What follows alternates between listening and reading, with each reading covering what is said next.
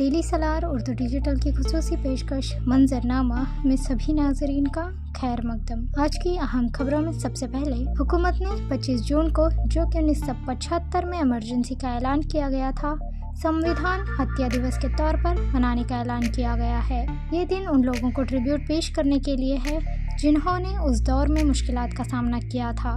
مرکزی وزیر داخلہ امت شاہ نے کہا، اس دن کا مقصد انفرادی آزادی اور جمہوریت کی روح کو زندہ رکھنا ہے۔ یہ فیصلہ مستقبل میں کسی بھی طاقت کے غلط استعمال کو روکنے کے لیے ایک یاد دہانی کے طور پر بھی کام کرے گا۔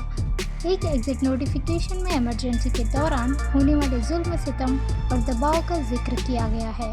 حکومت ان لوگوں کو ٹریبیوٹ پیش کرنا چاہتی ہے جنہوں نے ظالمانہ حکومت کے خلاف لڑائی لڑی تھی اور جمہوریت کے تحفظ کی اہمیت کو یاد دلانا چاہتی ہے۔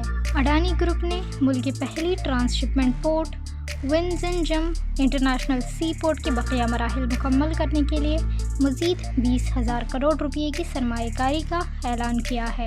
اڈانی پورٹس اور اسپیشل اکنامک زون لمیٹڈ نے مینیجنگ ڈائریکٹر کرن اڈانی نے کہا، یہ پورٹ ہندوستانی مینوفیکچررز کے لیے لاجسٹک اخراجات کو 30 سے 40% تک کم کرے گا۔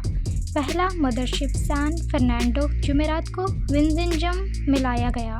اس پورٹ کی ترقی ایپسز نے ایک پبلک پرائیویٹ پارٹنرشپ ماڈل کے تحت تقریباً 8,867 کروڑ روپے کی لاگت سے کی ہے۔ کیرلا کے چیف منسٹر پنارائی وجین اور یونین منسٹر سربانندا سونووال نے استقبالیہ تقریب میں شرکت کی۔ چیف منسٹر سدھرامیا کے اکنامک ایڈوائزر بسوراج رائے ریڈی نے کہا کہ ریاستی حکومت کی 5 گارنٹی اسکیموں کے لیے مختص اہم فنڈ نے ترقیاتی پروجیکٹوں کے لیے رقم محفوظ کرنا مشکل بنا دیا ہے۔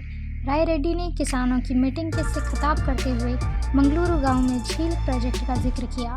انہوں نے اس ضمانتوں پر تقریباً 60,000 سے 65,000 کروڑ خرچ ہونے والے مالی تناؤ کو اجاگر کیا۔ ترقیاتی کاموں کی کمی کے بارے میں بی جے پی اور جے ڈی ایس کی تنقیدوں کے باوجود ڈپٹی سی ایم شیو کمار نے زور دے کر کہا کہ گارنٹی اسکیمیں جاری رہیں گی، جس کا مقصد بڑھتی ہوئی قیمتوں کے درمیان لوگوں کے معیار زندگی کو بہتر بنانا ہے۔ حکومت نے 5 اسکیموں کے لیے 52,009 کروڑ روپے مختص کیے ہیں۔ گروہ جیوتی، گروہ لکشمی، انا بھاگیہ، یووا ندھی اور شکتی۔ آئی ٹی وزیر پرینکا کھرگے نے اعلان کیا کہ بنگلورو ٹیک سمٹ VTS 2024 کا 27واں ایڈیشن 19 سے 21 نومبر تک منعقد ہوگا۔ یہ سمٹ بنگلورو کو عالمی ٹیک انوویشنز کا مرکز بنانے کے مقصد سے کیا جا رہا ہے۔ 3 روزہ ایونٹ میں 460 سے زائد مقررین 85 سے زائد سیشنز میں شرکت کریں گے۔ 40 سے زائد ممالک سے 500 سے زیادہ اسٹارٹ اپس اور 700 سے زیادہ نمائش کنندگان شرکت کریں گے۔ کرناٹک حکومت نے ایک بریک فاسٹ میٹ کا انعقاد کیا، جہاں وزیر اعلیٰ سدھرامیا 200 سے زائد CEO سے ریاست کے ٹیک ایکو سسٹم اور مستقبل پر امکانات پر تبادلہ خیال کریں گے۔ کھرگے نے کرناٹک کی ٹیکنالوجی کے میدان میں کامیابی کو اجاگر کیا اور عالمی شراکت داری پر اہمیت پر زور دیا۔ Baikunth Nath Pradhan, assistant section officer نے گورنر رگھوبر داس کے بیٹے للت کمار پر حملے کا الزام لگایا ہے۔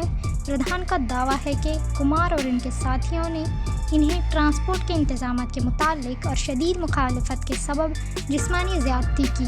پردھان نے پوری بیچ پولیس اسٹیشن میں اپنی شکایت درج کرائی ہے، جس میں انہوں نے کہا کہ انہیں لفظی بدزبانی، دھمکیاں اور جسمانی زیادتی کا نشانہ بنایا گیا۔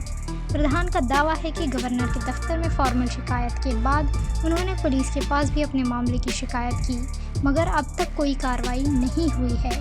پردھان کی بیوی نے اپنے شوہر کے لیے فوری پولیس کارروائی کی اپیل بھی کی ہے۔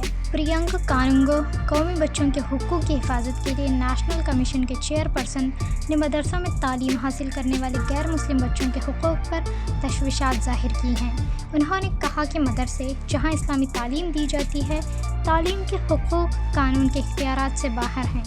کانونگو نے یہ بھی روشنی ڈالی کہ مدرسوں میں ہندو اور دیگر غیر مسلم بچوں کو رکھنا ان کے بنیادی حقوق کی خلاف ورزی ہے اور مذہبی نفرت کو بڑھانے کا خطرہ ہے۔ انہوں نے صوبائی حکومت سے درخواست کی ہے کہ بچے مکمل بنیادی تعلیم اسکولوں میں حاصل کریں۔ منظرنامہ کی پیشکش آپ کو کیسی لگی کمنٹ سیکشن میں ضرور بتائیں۔ ایسی ہی اہم خبروں کے لیے ڈیلی سالار اردو ڈیجیٹل کو لائک، سبسکرائب، شیئر ضرور کریں۔